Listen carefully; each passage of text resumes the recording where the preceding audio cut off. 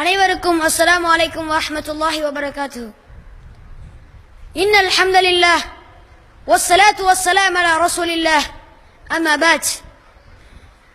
விண்ணையும் மண்ணையும் படைத்து மண்ணில் மானிடர் வாழ மறையடித்து வாழ்வழித்த ஏக இறைவனுக்கே புகழனைத்தும் அல்ஹம்துலில்லாஹ். சத்திய தூதர் மனிதகுல மனங்களில் வாழும் வாய்மையின் சிகரம் மாநபி ஸல்லல்லாஹு அலைஹி வஸல்லம் அவர்கள் மீது சாந்தியும் சமாதானமும் மலரட்டும் என வேண்டி இந்து வேதங்களில் இஸ்லாம் எனும் தொனிப்பொருளில் சிற்றுரை ஒன்றை நிகழ்த்தலாம் என விரும்புகிறேன். தொன்மை வேதங்களில் ஒன்றாக கருதப்படும் இந்து வேதங்கள் ஆரிய மதங்களின் குடும்ப வகையைச் சார்ந்தவையாகும். இதனுடைய உண்மையான பெயர் சனாதன தர்மம் என்பதாகும். சனாதன தர்மம் என்றால் அமைதி, சாந்தி என பொருள்படும். இஸ்லாம் என்றாலும் சாந்தி, சமாதானம், அமைதி என்பதை நாம் புரிந்திருக்கின்றோம்.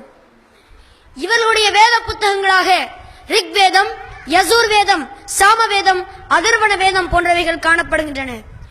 இவற்றில் ஆங்காங்கே இஸ்லாமிய கருத்துக்களும் ஓரிரை கோட்பாடுகளும் துலக்கமான முறையில் இடம்பெற்றுள்ளதை அவதானிக்கலாம்.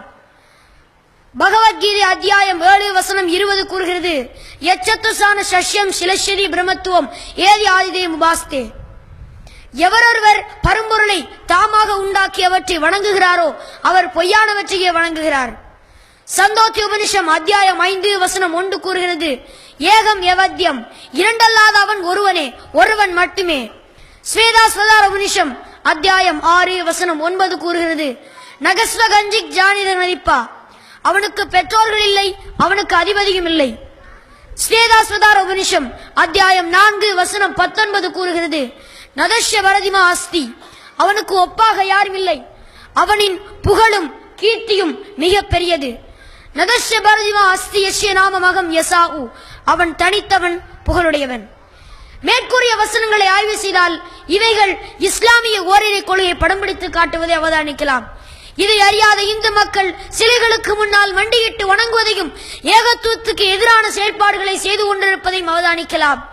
ஆகவே இந்து அன்பர்களின் இத்தவறான கொள்கை அவர்களுக்கு விளக்கி கூறி அவர்களை இஸ்லாத்தின்பால் அழைப்பது எம் அனைவரனதும் கடமை என கூறி விடைபெறுகிறேன். வாஹிரு தஅவானா அனில் ஹம்துலில்லாஹி ரப்பில் ஆலமீன்.